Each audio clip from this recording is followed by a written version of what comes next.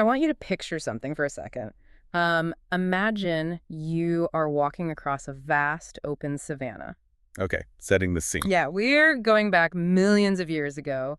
The sun is beating down, the grass is high, and as you walk, you get this sudden, undeniable prickling sensation on the back of your neck. Oh, that feeling. Yeah. Like you just know someone is watching you. Exactly. Instinctively, like deeply in your DNA, that you are being observed. Maybe it is a predator hiding in the brush, calculating the Or distance. maybe a rival from a neighboring group. Right, figuring out if you are a threat. Or honestly, maybe it is just your own family keeping an eye on you so you don't wander off a cliff. Right, just making sure you are safe. Yeah. For the entirety of human history, that feeling, that acute awareness of being watched, has been a completely natural, fundamental part of our existence. We literally evolved to care deeply about who is watching us. I mean, our survival depended on it. It is an organic, biological reality baked right into our nervous system. But today, the watcher is no longer a lion in the grass. No, it is definitely not. It is not a rival tribe. It is not even a nosy neighbor peering through the blinds. Today, the watcher is an invisible, relentless digital bureaucracy, and it never, ever blinks. Wow. Yeah, that is a chilling way to put it. So today, we are doing a deep dive into some truly fascinating source material about this evolution. We are looking at this massive shift in the human species, the journey from the analog spy hiding in the bushes to the artificial intelligence that tracks the micro movements of your pupils. It is a profound neurological mismatch, really. Right. And whether you consider yourself a privacy advocate, a technologist, or honestly just someone walking around right now with a smartphone in your pocket, this deep dive is going to reframe how you understand your relationship with the digital world. Because the architecture of how you were perceived by the world has been entirely rebuilt, basically while you weren't looking. Exactly. Our mission today is to map out this journey. We are going to go from the human-limited surveillance of the past to the biometric, under-the-skin tracking of the present.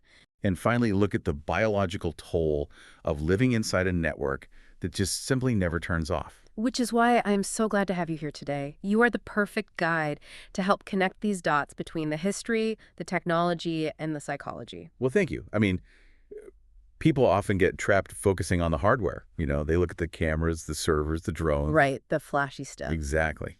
But the hardware is just the delivery mechanism. The underlying reality is how this evolution fundamentally alters the very concept of human privacy and reputation. So to even grasp where artificial intelligence and biometrics are taking us, I feel like we have to establish the human baseline first. Definitely. Because the desire to watch people, to collect data on a population, that is not a modern invention at all. Oh, far from it. Centralized networks have always craved information. Information is the prerequisite for organization. Right. Like, look at the Qin Empire in ancient China. Exactly. The bureaucracy there desperately needed to know the status of its population. They needed to know if people were paying their taxes, if they were producing enough grain. Or if they were quietly plotting a rebellion out in the provinces. Right. And then you look at the Catholic Church historically, they required an immense amount of data on their followers. You're like, are you paying your tithes? Are you attending Mass? Are you committing sins in private that need to be confessed and quantified? Even looking at early modern corporate structures, a company like Coca-Cola needs to understand consumer desires and distribution routes. Just to persuade a population to buy flavored water. Exactly. Rulers, priests, merchants, they have always required our secrets. And usually, the end goal is control, manipulation, or taxation. But, observation isn't inherently malicious, right? I mean, a society literally cannot function without monitoring its population. That is a really crucial distinction to make. The word surveillance carries a heavy dystopian weight, but systematic observation is the absolute bedrock of modern civilization. Yeah, think about the logistics of a modern state. Right. Sanitation officials need exact data on where municipal drinking water is sourced and where human waste is diverted. Because if they lose that data, what happens? You have a cholera outbreak within weeks. Exactly. Healthcare officials need to constantly monitor epidemiological patterns, what illnesses are spiking, where a virus is spreading, what demographics are vulnerable. And welfare departments need precise information on unemployment rates to allocate resources. Without a massive apparatus dedicated to gathering data and monitoring the population, a government is entirely blind. It cannot provide security or deliver essential services. Okay, so the intent can be purely administrative or deeply authoritarian. But historically, regardless of the intent, every single empire, church, or corporation ran into the exact same physical barrier. The bureaucratic bottleneck. Right, and there's a story in the text that illustrates this physical limit perfectly. It sounds like a piece of Cold War fiction, but it is an entirely documented historical event. Oh, I know the one you were talking about. Yeah. It is wild. The year is 1976. The location is Romania. And the man at the center of this is Gheorghe Iosifescu. The computer scientist. Yeah, he is one of the very first computer scientists in the country working at a government facility called the Center for Calculus. Now, the communist regime at the time, led by Nicolae Ceausescu, is deeply paranoid about information technology. Because the regime doesn't understand computers. And what a totalitarian regime doesn't understand, it watches. Exactly. So one morning, Iosifescu walks into his office, and there is a man sitting there. An unfamiliar man in a rumpled suit. Just physically occupying the space. Just sitting in a chair near his desk. So Iosifescu says hello. The man says absolutely nothing. Just silence. Iosifescu introduces himself, perhaps thinking, this is a new transfer or a maintenance worker. Silence. The man just stares at him. That is so unnerving. So Iosifescu, unsure of what else to do, sits down at his giant 1970s mainframe terminal and starts to work. The stranger pulls his chair a little closer, and for the entire day, he just watches Iosifescu's every single move. Every keystroke. Throughout the day, Iosifescu tries to break the tension. He tries to make small talk. He asks for the man's name, asks why he is there, asks what specific information he needs. And the guy gives him nothing. The guy keeps his mouth shut and his eyes locked on the computer scientist. Evening comes. Iosifescu packs up his things, goes home. The man gets up and leaves without a single word. The psychological weight of that silence is entirely intentional. I mean, everyone in that society knows exactly who this man is, even without him flashing a badge. Right. Iosifescu knows this is an agent of the Securitate, the Romanian secret police. He isn't going to push his luck or demand the man leave. Of course not. But the next morning, Iosifescu comes to work, and the agent is already there, sitting in the same chair. Wow. But today, he has a little notepad, and he is taking notes.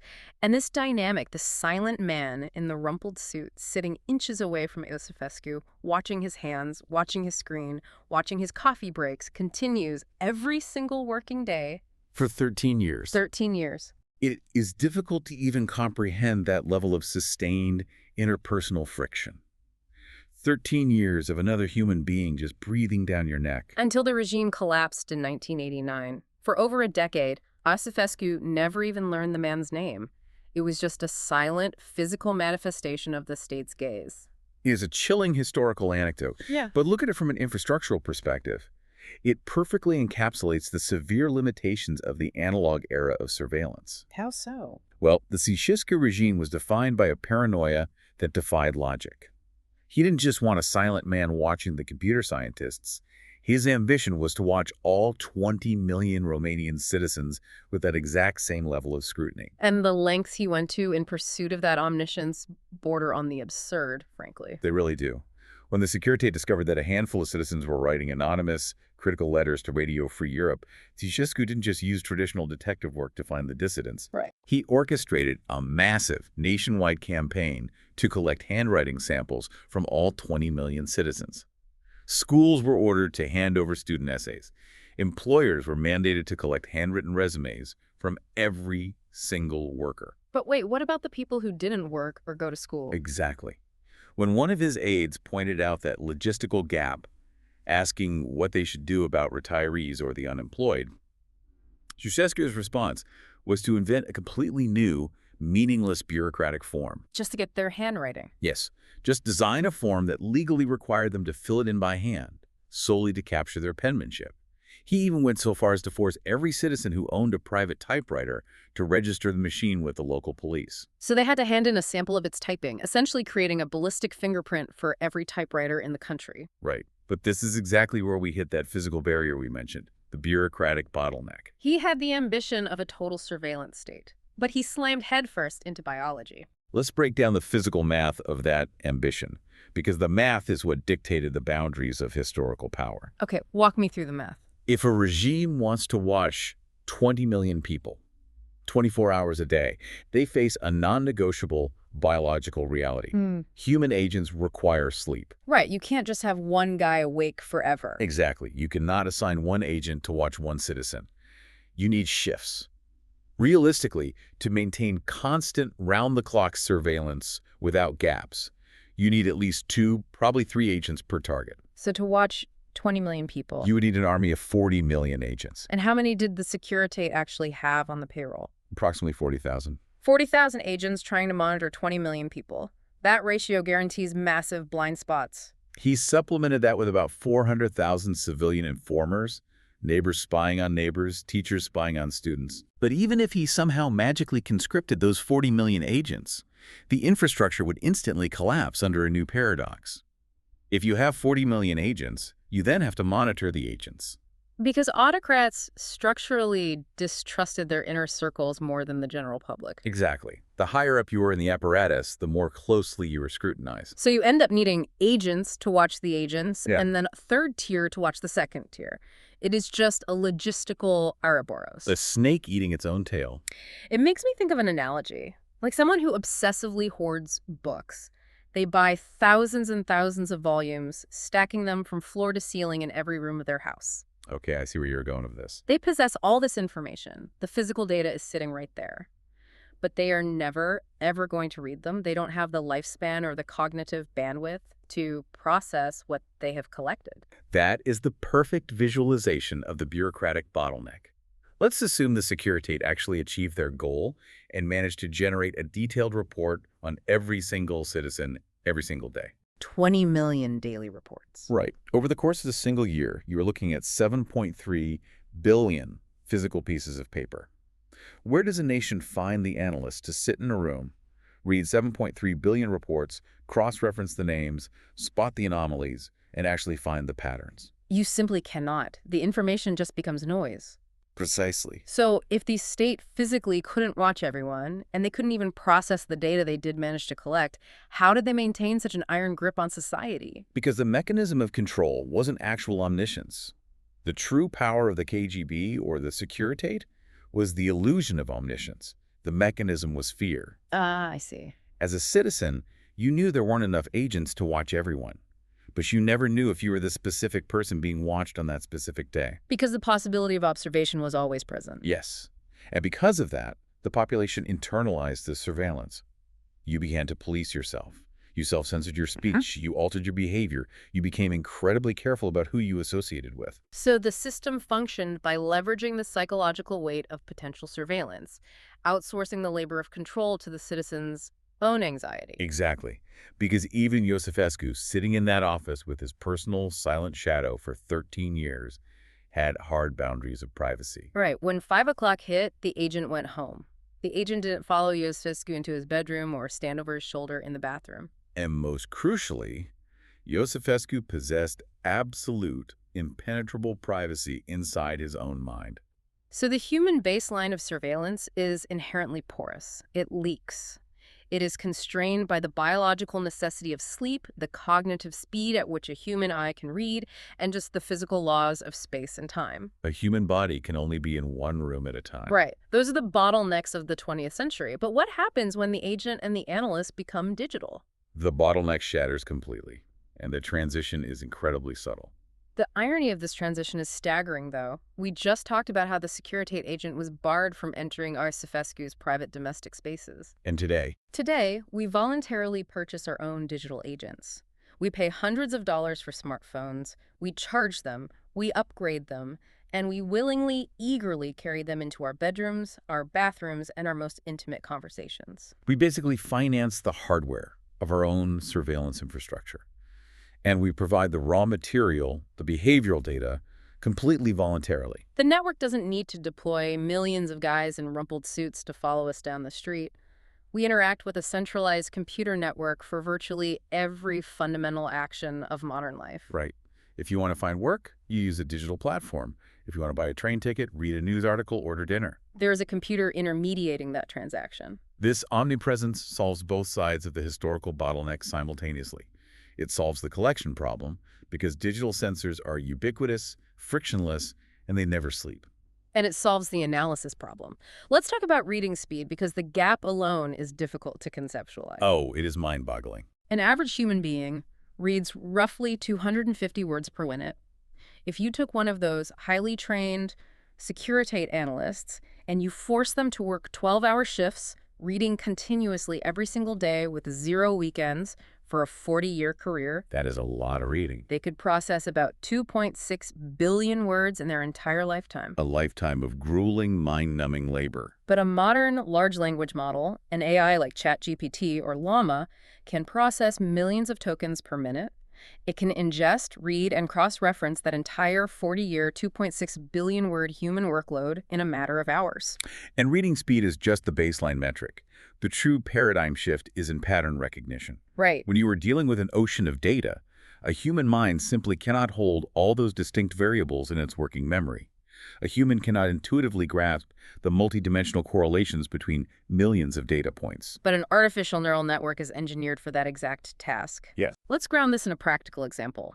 Identifying a pattern isn't just about finding a keyword. It involves the architecture of categorization. Someone has to establish the criteria for what constitutes a threat. Look at the historical method of identifying a suspected terrorist. Before AI, a human analyst had to invent a heuristic, a set of general criteria. Like what? They might decide that the profile of a threat includes consuming extremist literature, maintaining social ties with convicted criminals, and possessing specialized technical knowledge of biological weapons. Okay, so once that is established, human investigators have to make a subjective judgment call about who fits the profile. Right. And there is a hypothetical scenario in the source text that perfectly illustrates how fragile that human judgment is. Imagine a person who watched 100 extremist political videos online over the last month. Furthermore, they are childhood friends with someone who was recently convicted of a violent political act. And finally, they spend their days working in a high-security epidemiology lab studying the Ebola virus. For a human analyst, that profile triggers every single alarm bell. The intersection of those 3 data points makes them an immediate high-priority target. Right. But what if we tweak the variables slightly? What if a person watched 50 extremist videos, but they aren't working in a high-security lab? They are just an undergraduate biology student taking a required course. Where's the exact line that separates intellectual curiosity from radicalization? Exactly. In the 1970s, a human being had to look at that nuance and make a subjective, deeply flawed call. Today, algorithms are executing those decisions at scale. And there's a real-world program that perfectly demonstrates this architectural shift. You mean Skynet? Yes. Around 2014 and 2015, the United States National Security Agency deployed a machine learning system known as Skynet. Which is a provocative name, considering the movies. It certainly is. But looking strictly at the operational mechanics, Skynet was designed to conduct mass surveillance on the cellular network in Pakistan. The system ingested the metadata of 55 million mobile phone users. It wasn't listening to the actual audio of the phone calls. No, it was utilizing machine learning to analyze the electronic patterns of behavior. It looked at location data, travel routines, who a person called, what time of day they called them. And how frequently they swapped SIM cards. Based purely on those mathematical patterns, the AI generated a score rating each individual's likelihood of being a courier for a terrorist organization. A former director of the CIA and NSA actually summarized this philosophy by stating, "We kill people based on metadata." Which represents a monumental transfer of authority. The bureaucracy is handing over the power to define reality to a mathematical model. Yes. But I am struggling with the jump from an analog autocrat to a digital algorithm here. Ceausescu was paranoid. He made emotional, irrational decisions based on fear. Right. An algorithm is just math. It is code. It doesn't have a personal vendetta against a citizen. So from a purely logical standpoint, isn't relying on a system like Skynet actually much safer and more objective than relying on a paranoid dictator? That is a very pervasive assumption, the idea that mathematics inherently purifies decision-making. But if we look closely at the mechanics of machine learning, that assumption collapses. Why is that? Because algorithms are not objective arbiters of ultimate truth. They are statistical engines that optimize for a specific goal. And in doing so, they can, and routinely do, generate profoundly flawed models of reality. Walk me through the mechanics of that flaw. How does the math become biased? Let's examine the foundational concept of a terrorist. That term does not describe a universal law of physics like gravity. It is a highly subjective, historically fluid, and intensely political label. Right, like in the Soviet Union, anyone who opposed the economic model was categorized as a terrorist. Exactly. The label was a tool for political hygiene. Now, if you train an artificial intelligence on historical data generated by a biased system, the AI is not going to suddenly discover an objective democratic truth. It is going to look at the data, find the patterns of bias, and just automate them. It will scale and legitimize the ideological prejudices of its creators, but present those prejudices as mathematical certainty. So it isn't replacing human bias with machine objectivity. It is supercharging the human bias, stripping away the context, and hiding it inside a black box that no one can argue with because the computer said so. Precisely. And because an AI can process data at incomprehensible speeds, it can invent entirely novel models for predicting behavior based on correlations that humans would never notice, and that might be logically absurd. Think about the digital breadcrumbs you have scattered just today. You checked a weather app, which pinged your GPS. You swiped a transit card. You paused your scrolling on a specific news video for 3 seconds longer than your historical average. You purchased a coffee with a digital wallet. You're leaving a dense, continuous trail of behavioral exhaust. And the digital infrastructure can collect those specific breadcrumbs, compare them against the behavioral models of billions of other people, and categorize your intentions without possessing a single drop of context regarding why you performed those actions. And yet, everything we've discussed so far, the GPS tracking, the metadata, the purchase history, is still operating at the surface level. We are still entirely in the realm of external behavior. But external behavior is just a proxy. If a system is designed to anticipate human action, eventually it hits the limit of what a phone in a pocket can reveal. To truly understand intent, the network has to cross the boundary of the skin. It has to look at the biology. We are entering the era of under-the-skin surveillance, and the technologies here sound like speculative fiction, but they are deployed realities. Let's look at eye tracking. Yes, pupillometry. We all know the cameras on our laptops and smartphones are pointed at our faces, but modern optical sensors coupled with AI can analyze minuscule fluctuations in the dilation of our pupils and the microsaccades of our irises. Movements that last for mere milliseconds. Physiological reactions occurring at a speed that human consciousness doesn't even register, let alone control. That is the terrifying part. The computer calculates the exact vector of your gaze. It doesn't just know you are looking at the screen, it knows precisely which pixel you are fixating on. And by analyzing those involuntary micromovements, the algorithm can reverse engineer an astonishing amount of internal biological data. It begins to build a psychological profile based purely on visual reflexes. Like, if your eyes dart across a complex image in a systematic pattern, it categorizes you as detail-oriented. It can even estimate your professional expertise. Right. Show a surgical video to a physician and a layperson. Their eyes track completely different elements. The camera registers that difference instantly. But it probes much deeper. The sympathetic nervous system controls the pupil. When you experience a microstressor or a flash of genuine interest, your pupil dilates involuntarily. By mapping those dilations against the content on your screen, the AI can deduce your unstated political leanings, your sexual orientation, or your hidden biases. And perhaps most astonishingly, the data is so precise that consuming non-intoxicating doses of alcohol subtly alters the latency of your pupil's response to light. So the optical sensor on your laptop could theoretically detect that you consumed half a glass of wine with your lunch, measuring the neurological delay before you consciously feel any physical effect. Exactly. Now, to be fair, this capability has incredibly benign, even life-saving applications. It could serve as an early warning system for a neurological condition or recognize the early markers of a mental health crisis. The medical utility is undeniable, but the exact same mechanism provides a totalitarian regime with a literal window into the nervous system of its citizens. And if reading the eyes isn't direct enough, the ultimate frontier is bypassing the senses entirely and interfacing directly with the brain, which brings us to Neuralink. Right. The discourse inevitably arises at brain-computer interfaces. The engineering premise is to surgically implant microscopic electrical probes directly into the cerebral cortex. We are talking about devices with up to 3,072 individual electrodes designed to read the electrical action potentials of neurons. The primary stated objectives are therapeutic, of course, bypassing damaged neurological pathways to alleviate severe conditions like quadriplegia. But the moment you mention a computer chip in the brain, we are inundated with cultural anxiety. Conspiracy theories that a cabal of billionaires wants to mandate microchips to literally read our thoughts and exert mind control. Which is a profound misdirection of our collective anxiety, honestly. Why is that? Break down the biological mechanics of why the mind-reading conspiracy fails.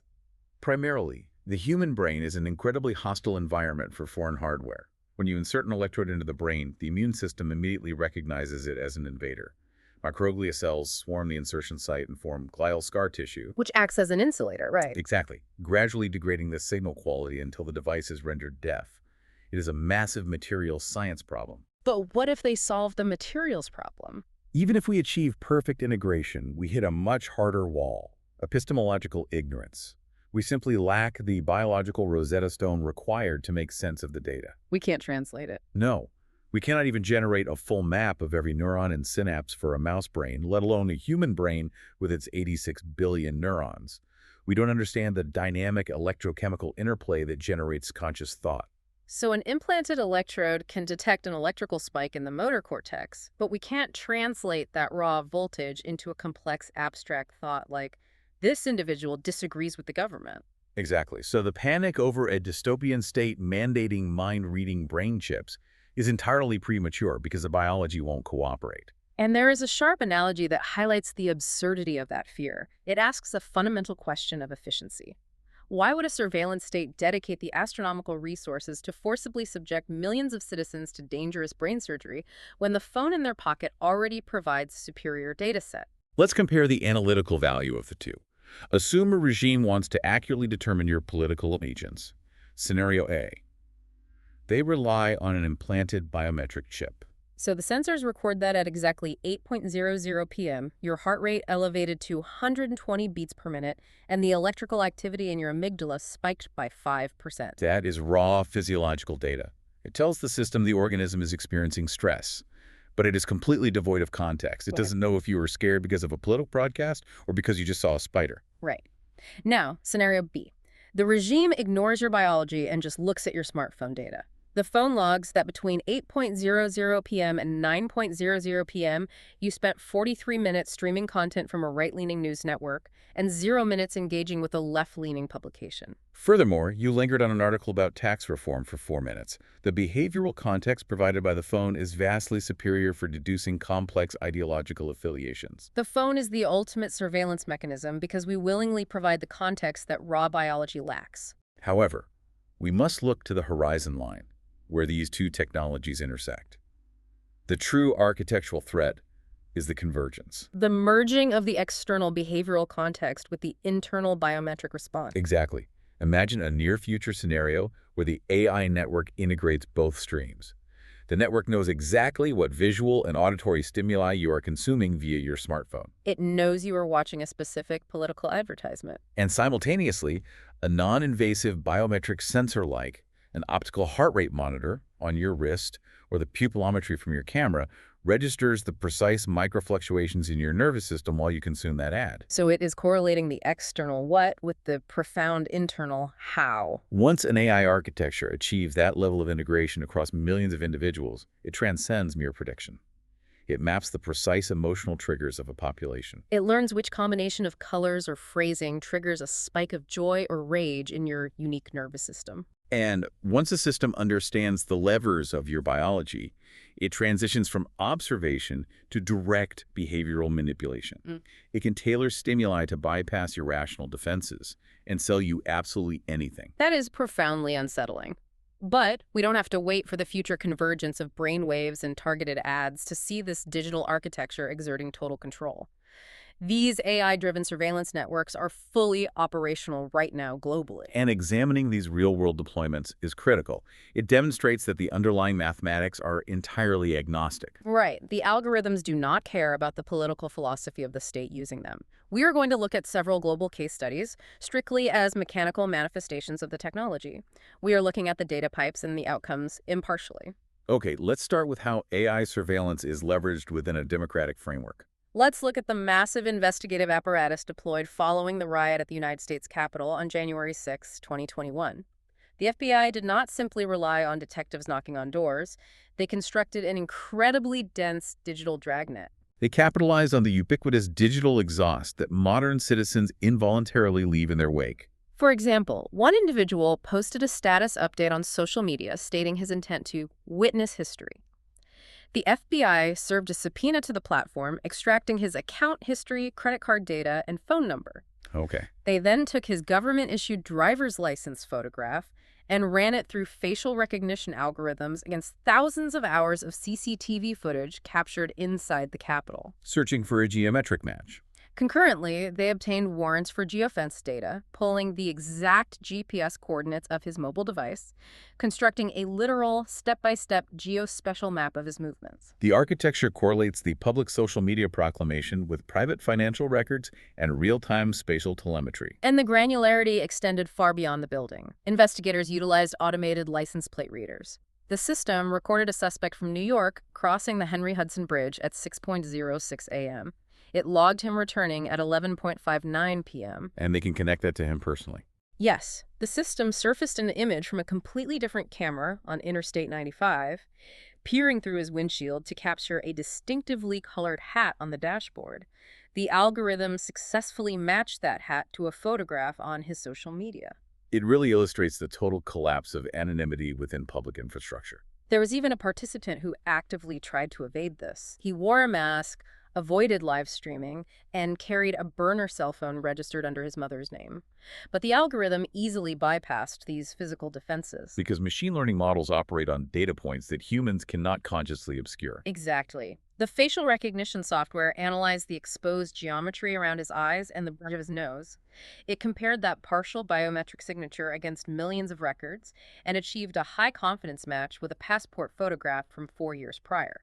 The system also analyzed his clothing, isolating a distinctive logo on his jacket, and found a match for that specific jacket in an unrelated video clip from years earlier. And inevitably, the cell tower logs showed the phone registered to his mother pinging the Capitol network. The AI's capacity to synthesize historical anchor points with real-time fragmented sensory data completely neutralizes human attempts at operational security. But that exact same facial recognition architecture is utilized for entirely different outcomes elsewhere. Look at its deployment in China concerning decades-old child abduction cases. The mechanism remains identical, but the objective shifts from prosecution to reunification. These were cases involving young men abducted as toddlers in the late 1990s and early 2000s.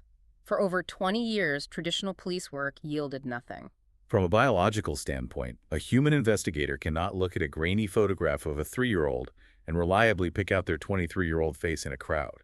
Right. The biological drift over 2 decades destroys the utility of the visual data. But human limitations do not apply to the algorithm. No, they don't. Authorities deployed advanced facial aging simulations powered by AI. The system ingested the photographs of the toddlers, applied complex mathematical models detailing how bone density and cartilage develop, and projected how the faces would mutate. It created a highly probable synthetic template of their adult faces. And then it unleashed that template into vast databases of security footage, scanning millions of adult faces.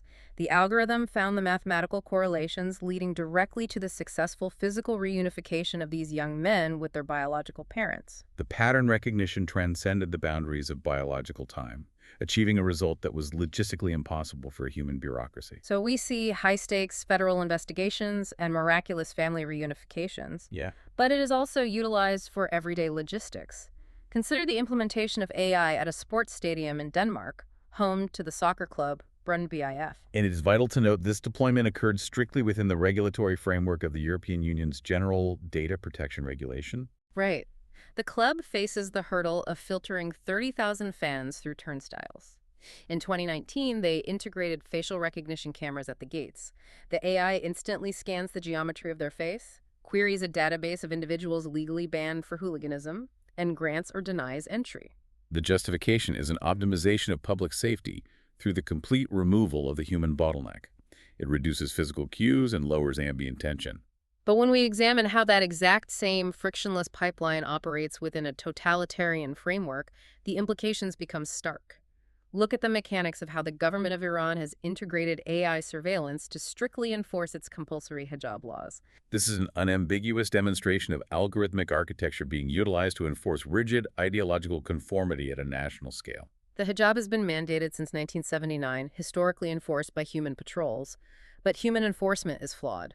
Physical confrontations generate intense public resentment. So the state transitioned the burden of enforcement from human bodies to digital networks. They digitized the mechanism of state coercion. Following nationwide protests in 2022, the government activated a sweeping AI campaign to automatically identify and penalize women driving without a headscarf. We must analyze the sheer computational velocity of this operation. In a single 2-month window, the automated pipeline generated and transmitted nearly 1 million SMS warning messages. A traffic camera captures an image. The AI classifies the occupant's sex, determines if the female's head is covered, matches the face or license plate, accesses a telecommunications database for her number, and delivers the threat. And it executed this computational chain 1 million times in 60 days. And it does not stop at a warning. Exactly. One 52-year-old woman testified she was driving, her scarf slipped, and she received a text warning almost instantly. Later, she was loading groceries, her scarf fell, and she instantaneously received an SMS stating her vehicle was subjected to systematic impoundment for 15 days. The defining characteristic is the total absence of human mediation. The algorithm detects the anomaly, generates the threat, and issues the penalty in seconds. There is no judge. The digital bureaucracy executes the law automatically. And the penalties cascade. Women were automatically expelled from universities and denied access to banking networks. The AI was even turned against the commercial sector. If it detected an unveiled customer, the system penalized the business owner, shutting down hundreds of shops. If we synthesize these distinct deployments, a profound architectural reality becomes clear. Which is? The exact same mathematical logic that mathematically simulates facial bone density to reunite a family, or scans a stadium crowd to optimize a queue, is the exact same logic that can instantaneously enforce absolute ideological submission across an entire population. The mathematics are neutral. That is heavy. And it is easy to assume the watcher is always the government or the police. But the architecture is entirely decentralized. The network isn't just looking down on us, we are surveilling each other. We are entering the domain of commercial surveillance and peer-to-peer monitoring. Surveillance capitalism, as Shoshana Zuboff coined it. The corporate extraction of behavioral data. Employers use software to track remote workers, logging keystrokes, active screen time, and even calculating the duration of bathroom breaks. Insurance companies offer lower premiums if you install a telematics device that streams your braking habits directly to their risk algorithms. And it permeates into our domestic spaces. We are seeing the explosive proliferation of stalkerware commercial software that allows an abuser remote, silent access to real-time GPS, text messages, and the device's microphone. Surveillance capabilities once reserved for intelligence agencies are now available for purchase in consumer app stores. But even stripping away the abusive applications, there is a mundane layer of peer-to-peer surveillance we actively participate in. Look at TripAdvisor. TripAdvisor is a masterpiece of decentralized, crowdsourced monitoring. In 2019, the platform mobilized 463 million users to generate reviews on 8.6 million lodgings. And the central AI is not performing the surveillance. We are the sensors. We photograph the food, judge the staff, and upload that data. We have outsourced the labor of quality control to the population itself. And the system ensures continuous data generation through gamification. You earn points for reviews and photos, ascending through status tiers. Everyone is constantly monitoring and grading everybody else. While it functions brilliantly as a consumer tool, we must examine how this architecture systemically destroys the semi-private sphere. Explain the semi-private sphere. Historically, human interactions existed on a spectrum. The absolute private sphere inside your home, the absolute public sphere like shouting in a town square. But the vast majority of lives were lived in the semi-private sphere. Right. If you had a heated argument with a rude waiter 50 years ago, that interaction was geographically bounded. It was witnessed by the 5 other people in the room. It did not permanently attach itself to the waiter's global identity. The friction prevented the interaction from becoming permanent record. But isn't this good? Doesn't it hold bad businesses accountable? It empowers the customer, yes, making them a veritable tyrant. But the architecture of peer-to-peer networks completely dissolves the semi-private sphere. When you step into a bistro now, you step onto a globally accessible stage. Because everyone is equipped with a camera and a frictionless uplink. The psychological burden is immense. Service workers are subjected to the perpetual public gaze. A single momentary lapse in patience could be permanently recorded and directly impact their economic livelihood for years. The fundamental right to make a social mistake without permanent ruin has been stripped away. It turns daily existence into an endless public performance. And what happens when we take that exact paradigm, the rating system, the points, and apply it to the entirety of a human life? We arrive at the concept of the social credit system. And to grasp the scale of this, we need to look back at the invention of money in ancient Mesopotamia. What is the connection between a digital credit score and ancient currency? Money is an accounting abstraction. It allowed us to mathematically quantify physical goods and labor. It created immense economic frictionlessness. But crucially, money could not quantify the entirety of the human experience. Right, you don't receive an hourly wage for visiting your sick grandparents. You can't put a dollar amount on a genuine smile. Precisely. Because the money market couldn't process those intangible interactions, human societies relied on a parallel mechanism: the reputation market, the domain of honor and status. And the reputation market inherently resisted precise mathematics. Yes. Consider a medieval knight charging into battle. He knows he is accumulating honor, but he cannot calculate exactly how many discrete honor points that charge is worth. In the money market, every coin is counted. But in the reputation market, attempting to mathematically calculate your own honor was viewed as dishonorable. True virtue was an internal state of being, and that separation still dictates how we live. If I accidentally spill my coffee and help the barista clean it up, there is no centralized ledger recording my helpfulness. Until the implementation of the social credit system. What this digital architecture attempts to achieve is the complete digitization of the reputation market. It forces the nuanced reality of human social interaction into an algorithmic ledger. It is the ultimate gamification of existence. Let's look at how this operates. The system assigns a baseline numerical value to your civic identity. You engage in pro-social behavior, picking up trash in the neighborhood. The algorithm detects it and adds 10 points. But the ledger also deducts points for antisocial friction. You lose 15 points if your smart home microphone detects you playing music at a decibel level that disturbs your neighbors. And that singular aggregated score dictates your reality. High score. You get priority booking for high-speed rail, expedited bank loans, even preferential matching on dating algorithms. Low score. The system automatically imposes friction. You are denied credit, barred from plane tickets, excluded from employment. We should acknowledge the arguments presented by the architects of these systems. The Chinese government, for instance, argues that a society cannot function efficiently without trust, and a unified digital ledger enforces that trust. They argue it roots out corruption and forces individuals to act in the collective best interest. But we have to examine the profound sociological and biological consequences. When you quantify reputation on a global, centralized ledger, you effectively transform the entirety of human life into a never-ending job interview. Break that down. Why an endless interview? Historically, we compartmentalized our lives into insulated reputational spheres. The person you are in one sphere does not entirely define you in another. Right, like if you attended a wildly out-of-control party during college. That data remained trapped in the university sphere. When you walked into a corporate job interview a week later, the hiring manager had absolutely no access to that data. The walls between these spheres provided the necessary friction to allow a human being to maneuver and evolve. You could reinvent yourself because the ledgers didn't communicate. Exactly. But a total social credit system destroys those walls. It collapses every distinct sphere into a single variable. The data flows without friction. So that lapse in judgment at the college party permanently depresses your master score. Yes.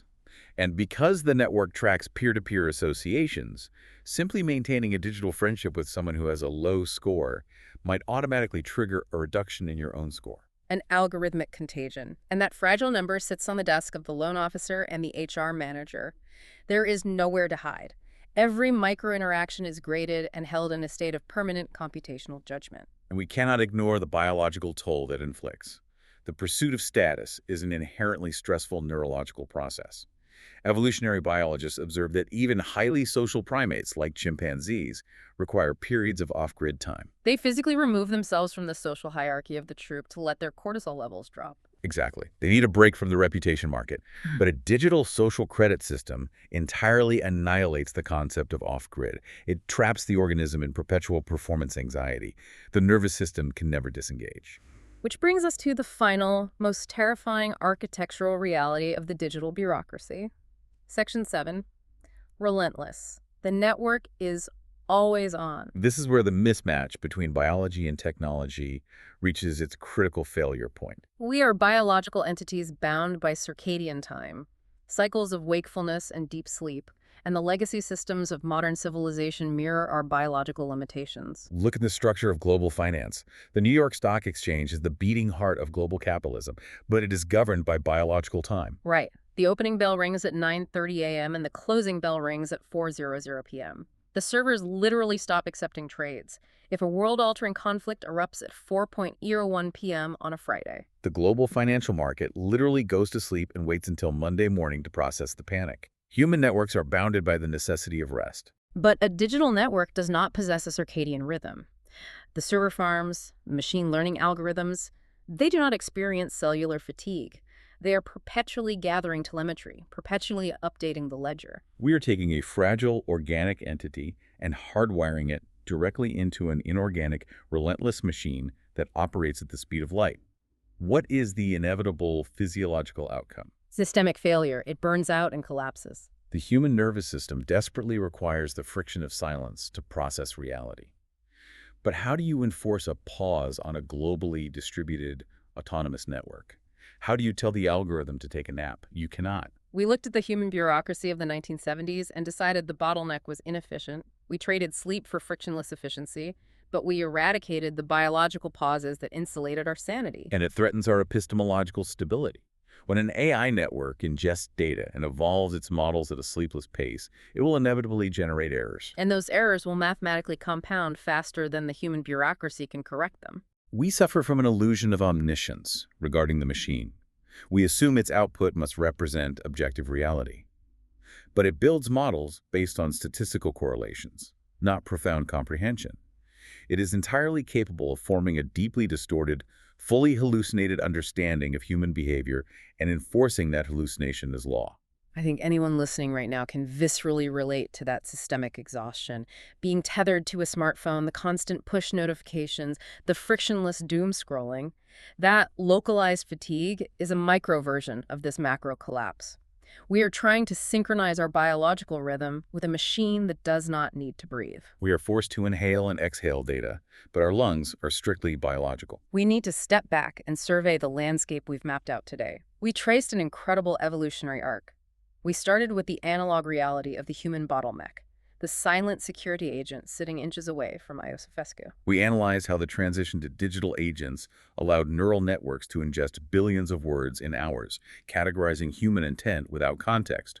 We track the network's progression, from external behavioral data to the internal biometric data beneath our skin, pupillometry mapping our nervous system, and the terrifying future convergence of behavior and physiology. We examine the impartial reality of these systems deployed globally, from John 6 FBI dragnets to automated hijab enforcement in Iran. We dissected peer-to-peer surveillance capitalism, and finally, we confronted the social credit system, a system that collapses our lives into a single ledger, managed by a relentless, sleepless network. We traded bureaucratic friction for an always-on eye. The evolution from a deeply inefficient paper bureaucracy to an inescapable digital architecture is structurally complete. Which leaves us with a final, provocative thought to consider today. It builds directly on the reality that the network makes compounding errors at the speed of light. We know it is constantly calculating your score based on its own opaque mathematical logic, a logic that can be hallucinated. So, consider this. What happens when the network's algorithmic model of you is completely objectively wrong? If the AI mathematically determines that you are a risk, and that false digital hallucination becomes the ultimate arbiter of your reality, what do you do? If the hallucinated profile determines your loans, your jobs, or your freedom, do you eventually have to warp and change your actual biological personality to match the AI's hallucination just to survive? Are we shaping the digital network? Or is the relentless architecture of the network going to force humanity to mold itself into whatever the algorithm expects us to be? I want to thank our expert today for bringing such incredible mechanical clarity to this deep dive. Thank you so much for having me. And I want to thank you for joining us on this journey. Take a deep breath, physically step away from the screen, and try to find a moment to go off-grid today, if the network lets you.